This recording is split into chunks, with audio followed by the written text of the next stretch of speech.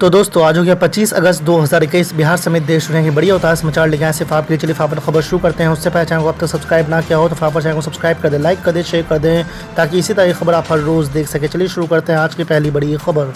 पंजाब के मुख्यमंत्री कैप्टन अमरिंदर सिंह की दूसरी बड़ी खबर। केंद्र सरकार की नेशनल मोनेटाइजेशन प्लान पर राहुल गांधी के बयान के बाद केंद्रीय मंत्री स्मृति ईरानी ने उन पर तंज कसा है। ईरानी ने कहा है कि लगता है राहुल गांधी ने वित्त मंत्री की बातों को गौर से नहीं सुना है। अगर उन्होंने ध्यान दिया होता तो उन्हें पता होता कि वित्त मंत्री ने स्पष्ट किया है कि देश की एक भी संपत्ति बेची नहीं जाएगी, उन्हें सिर्फ मोनेटाइज किया जाएगा और उनसे देश के खजाने में 6 लाख करोड़ रुपए जुड़ेंगे। आपको बता दें कि राहुल गांधी ने बयान दिया था कि प्रधानमंत्री देश को बेच रहे हैं। आपको बता दें कि स्मृति ईरानी ने राहुल गांधी को याद दिलाया कि महाराष्ट्र में कांग्रेस सरकार ने मुंबई पुणे एक्सप्रेसवे को मोनेटाइज करके 8,000 करोड़ रुपए की रकम जुटाई है। केंद्रीय मंत्री ने कहा कि क्या राहुल गांधी कहेंगे कि महाराष्ट्र सरकार ने एक्सप्रेसवे को बेच दिया है। तीसरी बड़ी खबर। तालिबान प्रवक्ता ज़बीहुल्लाह मुजाहिद ने मंगलवार को प्रेस कॉन्फ्रेंस की है। मुजाहिद ने एक बार फिर अमेरिका को चेतावनी देते हुए कहा कि नाटो की सेना 31 अगस्त तक किसी भी हाल में अफगानिस्तान छोड़कर चली जाए, हम इसकी समय सीमा बढ़ाने के पक्ष में नहीं हैं। उसने अमेरिका से अनुरोध किया है कि वह अफगानिस्तान के काबिल लोगों को ना लेकर जाए। आपको बता दें कि इस बीच अमेरिका रक्षा मंत्रालय पेंटागन ने कहा है कि 31 अगस्त के डेडलाइन में कोई बदलाव नहीं किया गया है। हमें विश्वास है कि हम इसे महीने के अंत तक पूरा कर लेंगे। मुजाहिद ने कहा कि अमेरिका के डॉक्टरों, इंजीनियरों और पढ़े लिखे एलीट वर्गों को अपने देश आने के लिए प्रोत्साहित नहीं करनी चाहिए। उन्होंने कहा कि एयरपोर्ट पर अफरा तफरी के माहौल की वजह से वो अफगान नागरिकों को एयरपोर्ट नहीं जाने दे रहे हैं। तालिबान ने अफगान नागरिकों से कहा है कि वो देश छोड़कर ना जाए। चौथी बड़ी खबर। कांग्रेस के पूर्व अध्यक्ष राहुल गांधी ने राष्ट्रीय मौद्रीकरण योजना की घोषणाओं को युवाओं के भविष्य पर हमला करार देते हुए मंगलवार को सरकार पर निशाना साधा और आरोप लगाया कि प्रधानमंत्री नरेंद्र मोदी ने 70 साल में बनी देश की पूंजी को अपने कुछ उद्योगपति मित्रों के हाथों में बेच दिया है। उन्होंने ये भी दावा किया है कि कुछ कंपनियों को ये उपहार देने से उनका एक अधिकार बनेगा जिस कारण देश के युवाओं को रोजगार नहीं मिल पाएगा। आपको बता दें कि राहुल गांधी ने एनएमपी के मुद्दे पर पूर्व वित्त मंत्री पी चिदम्बरम और कांग्रेस के वरिष्ठ नेता केसी वेणुगोपाल और रणदीप सुरजेवाला के साथ संवाददाताओं को संबोधित किया।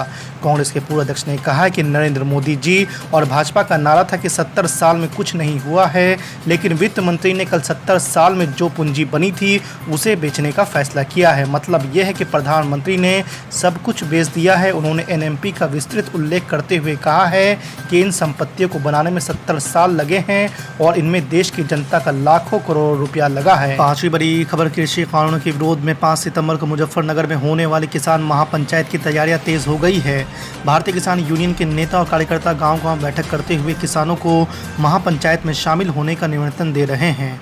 आपको बता दें कि गौरव टिकर और चरण सिंह टिकर खुद किसानों के साथ बैठक कर रहे हैं। भारतीय किसान यूनियन की ओर से 5 सितंबर को मुजफ्फरनगर के जीआईसी ग्राउंड में किसान महापंचायत का आयोजन होने जा रहा है। भारतीय किसान यूनियन ने ऐलान किया है कि इसमें कृषि कानूनों और किसानों के हितों को लेकर रणनीति तैयार होगी।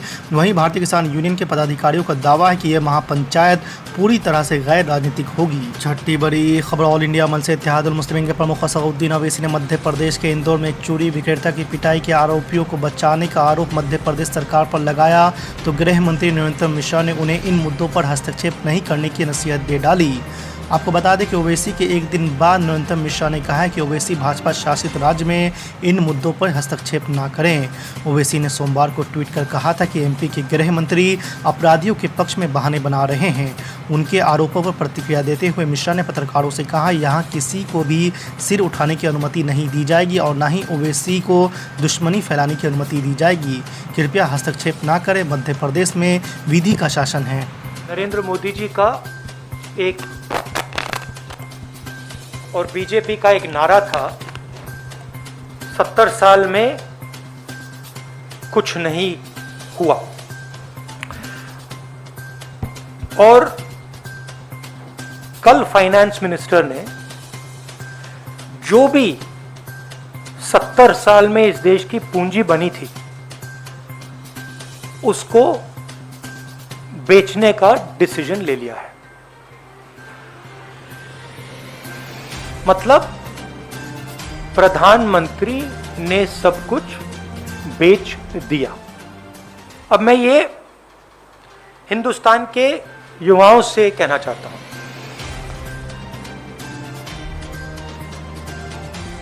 आपके हाथ से रोजगार छीना, कोरोना में आपकी मदद नहीं की? आपके जो किसान माता पिता हैं उनके लिए 3 स्पेशल कानून बनाए। और आज मैं यहां यह पढ़ना चाहता हूं कि प्रधानमंत्री अपने मित्रों को हिंदुस्तान का क्या क्या बेचकर दे रहे हैं। और इसको पढ़ने से आपको पता लग जाएगा, मुझे कहने की भी जरूरत नहीं होगी कि कौन सा एसेट किसको जा रहा है।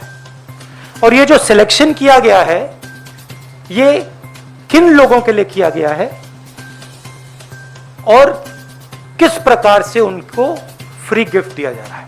तो शुरुआत करता हूं मैं रोडवेज। 1.6 लाख करोड़ रुपीस का gift 26,700 kilometre national highways. Railways जो इस देश की रीढ़ की हड्डी है, जिसके बिना भाई और बहनों देश के गरीब लोग एक शहर से दूसरे शहर में नहीं जा सकते। आज जो लोग ट्रेन में बैठे हैं, आप सुनिए, 1.5 लाख करोड़ रुपए रेलवेज, 400 स्टेशन, 150 ट्रेनें, रेलवे ट्रैक और वुडशेड।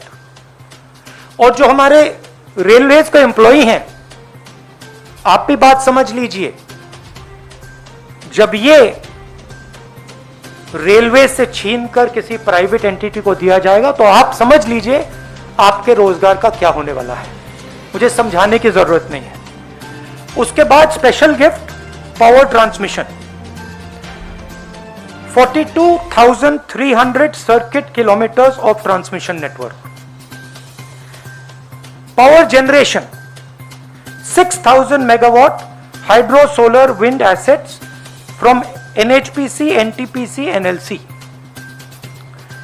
National gas pipeline, 8,000 kilometre GAIL की पाइपलाइन। किसको जा रहा है आप जानते हो। Petroleum pipeline, 4,000 kilometre Indian Oil Corporation and HCL की pipeline. Telecoms, 2.86 lakh kilometre of Bharat Net fibre optic network. BSNL and MTNL के टावर्स।